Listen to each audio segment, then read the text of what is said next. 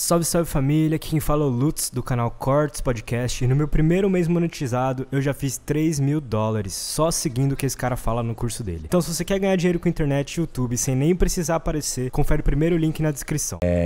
A gente falou de Jesus até a noite anterior e eu queria falar sobre a crucificação, né? O quanto ela era desumana, que vocês estavam falando, o que esses registros arqueológicos trouxeram.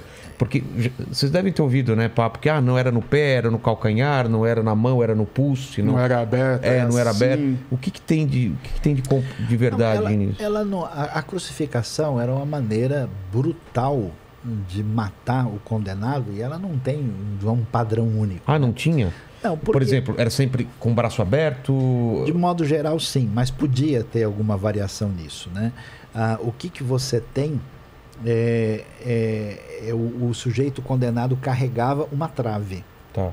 Né? E aí, essa trave tipo podia... um tronco. É um tronco, né? Ele podia... Não é essa cruz arrumadinha que a gente vê. Não, toda recortadinha, certo? Toda lixada, com verniz para não arranhar as costas. Era um tronco e ele, então, era colocado... às vezes era só, né, aquele mastro, às vezes colocava em forma de T. Às vezes nem sempre tinha o T, então? Não, porque o romano não precisa, né, ficar fazendo um negócio arrumadinho para matar o cara na frente de todo mundo. Então você pode ter. Então podia ser assim, como também acontecia assim. O sujeito era morto, na verdade, por asfixia, né? Por asfixia, né? Porque ele ficava lá de uma maneira que ele tinha que se segurar para poder respirar, né? Porque ele não tinha apoio? Não tinha apoio. O grande lance da crucificação, seja assim ou assim, é que quando você solta o peso, você não consegue mais respirar, então você morre por asfixia. É por isso que e como era um sábado que Jesus... Era uma sexta-feira que Jesus foi crucificado e tem o Shabá, então sexta-feira no pôr do sol ninguém pode trabalhar mais. E Jesus estava lá. Eles estavam vivos ainda, os três, Jesus e outros dois. Eles vão quebrar o joelho, lembra da passagem? Para que eles não pudessem mais se sustentar e finalmente... Para morrer mais rápido. Jesus tinha apanhado tanto, sendo espancado tanto, que Jesus já estava morto. Então Jesus provavelmente não morreu. Os ossos quebrados. E não deve ter morrido por asfixia. Ele morreu por causa tanto de lesões que ele teve no corpo. Incrível, né? E é interessante, a gente entende o detalhe do texto, né? Porque por que as mulheres vão cedo no domingo para ver Jesus? Porque como foi sexta-feira, né, e isso vai acontecer às 3 horas da tarde, não dá tempo de preparar direito o corpo com as especiarias. Então a coisa ficou meio incompleta. É bem possível que domingo cedo elas vão lá para isso. Quando chegar lá, ele tinha ressuscitado. Né? E aí a gente vem para a grande questão que separa Jesus de qualquer outro... É a ressurreição. A ressurreição, o profeta... E que é a grande questão do e a discussão é interessante, porque diz, mas é claro que não ressuscitou, isso foi uma coisa inventada e criada, né? E a gente pergunta o seguinte... mas antes disso eu queria saber, o que significa a história de Jesus sem a ressurreição? Você entendeu a pergunta? Sem a ressurreição é a vitória de Roma. Ele não seria o que é pra gente hoje. Ele seria um homem comum. Ele seria um profeta. Então, um profeta que foi morto por Roma como qualquer pessoa. A nossa fé se baseia na crença com certeza. Que ele ressuscitou. Sim. Sem a ressurreição, a nossa fé é vã. Vazia. Diz Paulo. E a grande questão é a seguinte. Se ele não ressurgiu, ele é mais um de uma série de líderes. A gente falou de Bar Kokhba aqui, né? Mais um de uma série de líderes que pode ter falado algumas coisas de sabedoria ou que talvez nem tenha falado, os seus discípulos tenham lá escrito, e aí a sabedoria na verdade é de quem escreveu, né? Agora, com a ressurreição a história muda completamente, porque com a ressurreição ele derrota o principal instrumento da pena capital de Roma, e mais do que isso, com a ressurreição, um mundo que foi criado originalmente bom.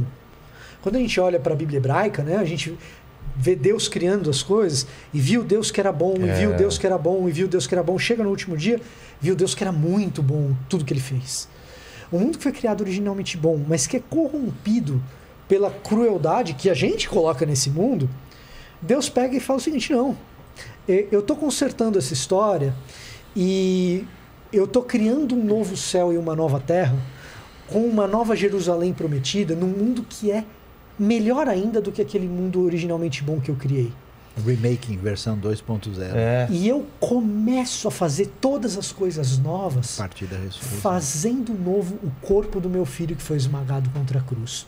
Aquele que é o maior alvo de toda a crueldade que a gente colocou no mundo, eu começo a partir do alvo de toda a crueldade a reconstruir esse mundo que foi corrompido pela crueldade humana, que a gente chama na teologia cristã de pecado. Na teologia cristã a gente chama de pecado. Isso que a gente chama de pecado, a crueldade humana, a maldade que a gente perpetua um contra o outro, as mentiras que a gente conta, as falsidades nas quais a gente está envolvido, todo tipo de injustiça que a gente perpetua, tudo isso sobre ele na cruz. No terceiro dia, Jesus pega isso que foi totalmente... Deus pega tudo isso que foi totalmente destruído e reconstrói, e começa a reconstruir a partir do corpo do próprio filho. Isso na história redentiva, a ressurreição tem esse papel de nos mostrar que a gente aguarda por um mundo reconstruído, que nós temos um novo céu e uma nova terra que a gente espera para que chegue, de um mundo que foi criado originalmente bom, mas que foi corrompido, mas que a gente espera que esse Jesus com o corpo restaurado, que chorou na morte de Lázaro, ele mesmo enxugue as nossas lágrimas. E é importante... Mas eu te interrompi, o que você ia falar? O importante é o seguinte, porque você olhando para isso, uma história de ressurreição não é um negócio assim, que a gente pode dizer, agora ressuscitou, tudo bem. Então, existe um questionamento, inclusive do pessoal mais cético e crítico, fala, não, peraí, Jesus não ressuscitou, né? E aí a gente vai ver que o Novo Testamento apresenta a confiança. Os discípulos, eles eram assustados e covardes, né? Fugiram.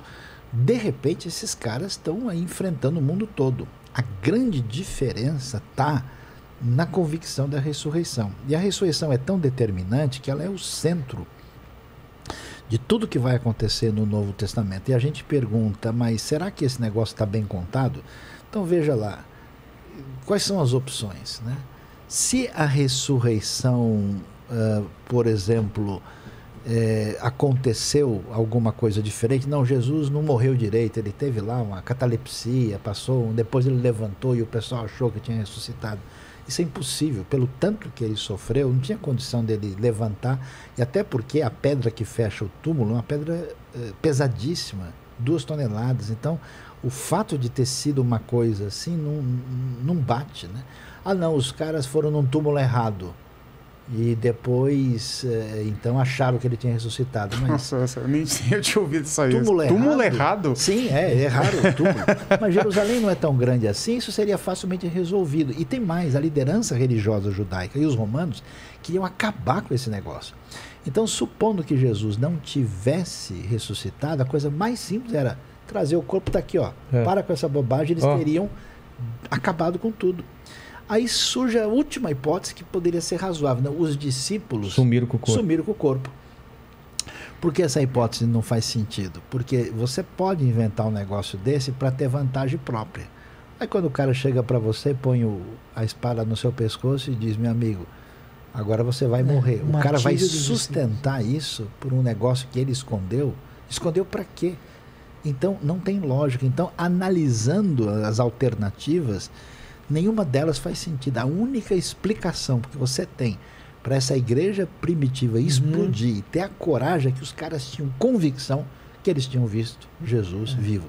E o Novo Testamento diz que ele apareceu diversas vezes, uma vez a 500 irmãos. E, inclusive, quantas vezes ele aparece? Muitas. Durante 40 dias, algumas. Né? Para o apóstolo Paulo, a aparição de Jesus é uma aparição real, não foi uma visão que ele teve. Aliás, é o que muda a cabeça dele.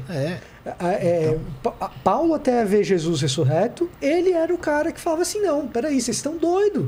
Ele perseguia, né? Vocês estão, até ele ver Jesus ressurreto, ele fala assim, peraí, vocês estão doidos, vocês estão dizendo que é Messias, um cara que o Império Romano matou. Não tem como. Paulo queria um Messias. É muito simples acabar com o cristianismo primitivo, era só mostrar. E o pessoal nunca mostrou porque e o que é fascinante é o fato de um grupinho Isso é fascinante. De um grupinho. De meia boca. De pessoas numa cidade que tinha a sua relevância, mas assim, para o mundo antigo, Israel era um lugar pequeno, nunca foi uma nação tão dominante assim, nunca foi uma nação dominante para valer. O que é impressionante. Um lugar do tamanho do Sergipe, né? Sim, o estado mais ou menos do estado tamanho, mais ou menos do tamanho do estado do Sergipe, em termos de extensão territorial, não é muito grande, né? Então, assim, você pegar esse pessoal e a partir desse grupinho de pessoas, isso se tornar de tal maneira difundido a ponto do Império Romano, e aí é um processo histórico de algumas centenas de anos, mas a ponto do Império Romano chegar uma hora e falar, não, eu acho que a gente é cristão mesmo, né? Existe algum tipo de consistência para que isso aconteça. Você não consegue fazer isso. Quando você vê a história de outros grupos religiosos, não é difícil identificar que aqui você tem, né, um elemento político, financeiro que é determinante. O cristianismo primitivo, ele cresce perseguido e na espontaneidade. Só tem desvantagem você virar cristão. Entende? No mundo então, antigo só tem desvantagem. É muito difícil você entender essa realidade sem considerar um elemento fora da curva.